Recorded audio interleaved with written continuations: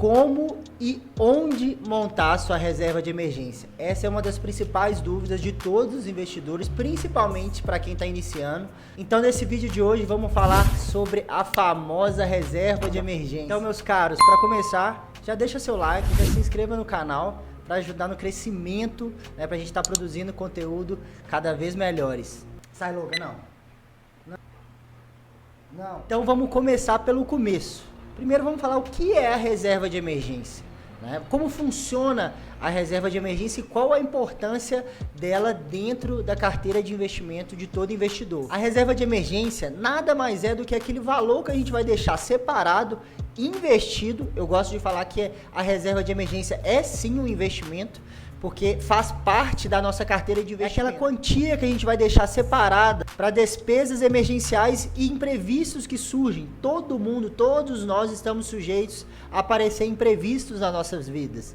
E a gente precisa ter aquele valor reservado e disponível imediatamente para caso a gente precise. A gente nunca consegue prever esses gastos esporádicos como gastos hospitalares, desemprego, alguma reforma inesperada, algum problema no seu veículo, fazer alguma ajuda financeira para algum parente. São imprevistos que, querendo ou não, sempre vão aparecer, infelizmente, sempre vão aparecer, mas a gente tem que estar sempre preparado. Então a reserva de emergência tem que estar lá, disponível imediatamente para cobrir esses gastos. Dessa forma, o investidor vai ter aquela segurança, vai ter uma tranquilidade para cobrir aquela despesa que surgiu de maneira inesperada, sem precisar recorrer a algum empréstimo ou recorrer aos nossos próprios investimentos de longo prazo, né? Porque a gente vai ter uma carteira diversificada, a parte de longo prazo é para deixar lá para o longo prazo. E a reserva de emergência é justamente para a gente não precisar mexer nas nossas ações, nos nossos fundos imobiliários, nas nossas ações do exterior. A reserva de emergência cumpre essa função também.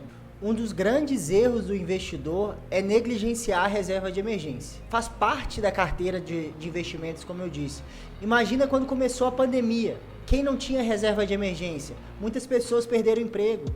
O pequeno empresário, o médio empresário, o autônomo principalmente, tiveram uma queda brusca nos seus rendimentos, com fechamento do comércio, fechamento de shopping. Então, quem não tinha reserva de emergência teve que recorrer a empréstimo, teve que recorrer aos investimentos de longo prazo, teve que resgatar suas ações, seus fundos imobiliários. Então, a reserva de emergência é de suma importância na construção de patrimônio, na multiplicação do seu patrimônio no longo prazo.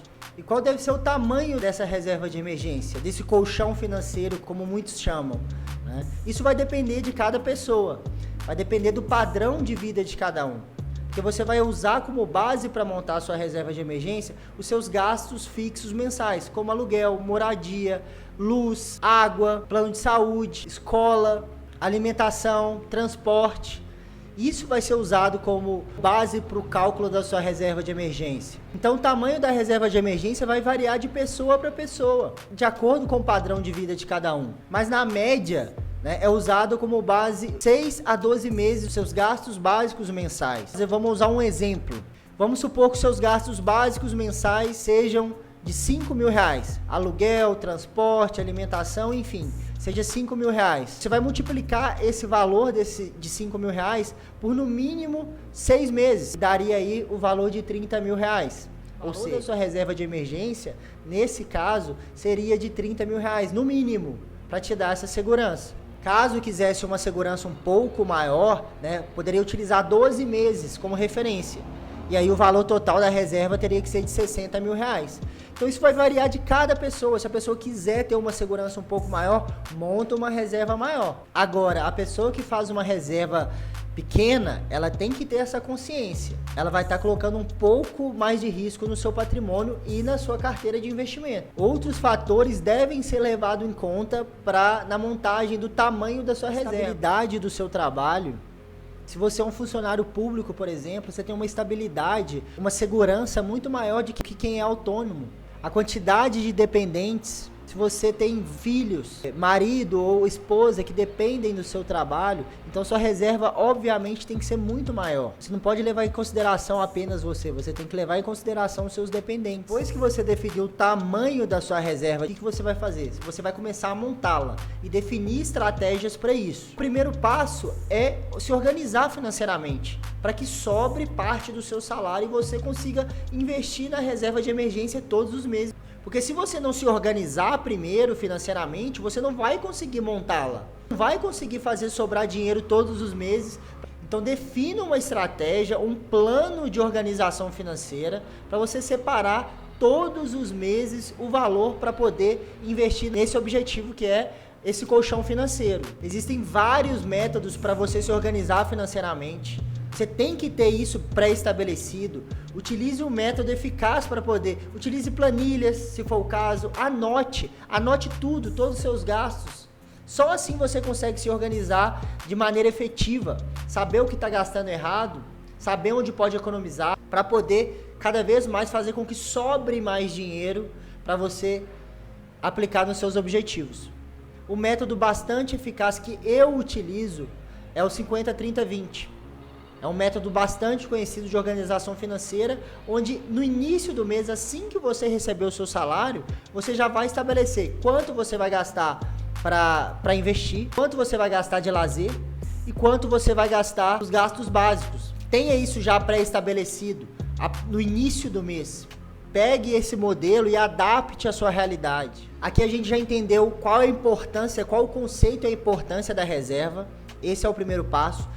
Segundo passo, como definir o tamanho dessa reserva. Terceiro passo, definir uma estratégia de organização financeira para você fazer sobrar mais dinheiro para investir na sua reserva de emergência. Agora o quarto passo, que é uma dúvida que muita gente tem. Onde colocar essa reserva? Onde investir essa reserva de emergência? Como a gente viu, a prioridade da reserva é ter liquidez e segurança e uma boa rentabilidade. Então a gente precisa deixar esse dinheiro ali disponível em um local seguro, que seja de fácil acesso, ou seja, que tenha liquidez rápida, a gente tenha acesso rápido a esse dinheiro e que obviamente tenha uma boa rentabilidade. Mas a prioridade na reserva de emergência é segurança e liquidez, porque imprevistos acontecem de maneira emergencial, então a gente precisa acessar aquele dinheiro rapidamente e que esteja em um local seguro. Então, antes de falar quais são as melhores opções, na minha opinião, no meu entendimento, eu vou te falar onde de maneira alguma você deve deixar sua reserva de emergência. Títulos de renda variável, ações e fundos imobiliários. Isso são tipos de ativos de longuíssimo prazo. Então não faz o menor sentido a gente deixar nossa reserva em ações, mesmo que sejam em ações menos voláteis, em fundos imobiliários menos voláteis. São títulos de longuíssimo prazo. Outro local que a gente não deve deixar a nossa reserva de emergência são títulos de renda fixa próprios para longo prazo, como Tesouro IPCA, Tesouro pré-fixado, alguns CDBs que não possuem liquidez, o vencimento é daqui a muitos anos, alguns fundos de investimento que não possuem liquidez, fundos de multimercado, fundos de ações, previdência privada, a poupança. A poupança ela é segura e tem liquidez, mas a rentabilidade é péssima. Então não faz sentido deixar na poupança. Quais então são as melhores opções? Número 1, Tesouro Selic. Ele tem a segurança, é o título mais seguro do país, é um título assegurado pelo Tesouro Nacional, tem liquidez. Se você resgatar até as 13 horas num dia útil, aquele valor cai no mesmo dia. Então ele até as 13 horas ele é D+0, liquidez diária. Agora, se você solicitar esse resgate após as 13 horas, esse valor só vai cair no próximo dia útil. Ou seja, o único ponto que a gente tem que considerar do Tesouro Selic é caso você precise do valor no final de semana. E a emergência a gente não escolhe data, a gente não escolhe o momento. Caso você precise, por exemplo, numa sexta-feira à noite daquele valor emergencial, ou após as 13 horas numa sexta-feira, num feriado, você não vai conseguir acesso imediato, só no próximo dia útil. Então, o que eu gosto de fazer? Deixar boa parte da minha reserva no Tesouro Selic, tem a maior segurança, boa liquidez e a melhor rentabilidade, várias opções para reserva de emergência. Deixa boa parte no Tesouro Selic e deixa uma parte ali na Nuconta, num CDB de liquidez diária, ou até mesmo na poupança, uma pequena parte para caso seja uma emergência pontual no final de semana, ou no feriado, ou após as 13 horas em um dia útil. E para investir no Tesouro Selic, basta ter uma conta em uma corretora. Pela própria corretora você consegue ter acesso a esse título.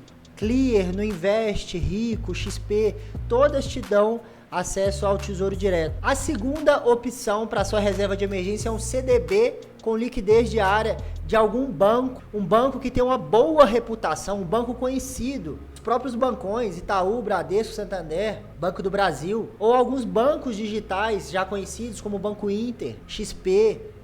Um banco que tenha credibilidade, já tenha um tempo de mercado, porque como a gente já falou, um dos principais requisitos da reserva de emergência é estar em um local seguro. Não basta ter só liquidez. Tem que ser uma aplicação segura e tenha no mínimo 100% do CDI. Porque pode ser que você encontre junto aos bancões abaixo do CDI. Aí você poderia falar, ah Pedro, mas tem o FGC. O que é o FGC? É o Fundo Garantidor de Crédito. É uma instituição que te dá a segurança de investir em bancos pequenos, em bancos médios. Segurança, entre aspas, pois caso esse banco venha falir, venha ter algum problema, o FGC cobre até R$250 mil. Mas eu sinceramente, na minha opinião, eu não quero precisar contar com o FGC. Para que eu vou arriscar? Será que o FGC realmente vai ter, se acontece um grande problema do Brasil, várias instituições pequenas quebrem, o FGC vai conseguir pagar todo mundo de maneira rápida? Não vai. Existe o FGC. A gente tem que contar com o FGC? Não, não precisa. Por isso, invista em instituições, se não for no Tesouro Selic, em instituições com boa reputação. Quer arriscar? Reserva de emergência não é lugar para a gente arriscar. Reserva de emergência é segurança. Então, se você quer arriscar um pouquinho mais na sua carteira, a renda variável está aí para isso. A renda variável que vai servir, vai ter essa função na sua carteira de investimento, que é a multiplicação de patrimônio no longo prazo. Não tem necessidade da gente arriscar na reserva de emergência. Agora, a terceira opção, que também é muito boa, seria a conta remunerada do Nubank. Rende 100% do CDI, tem liquidez diária e tem segurança. E é coberta pelo FGC também.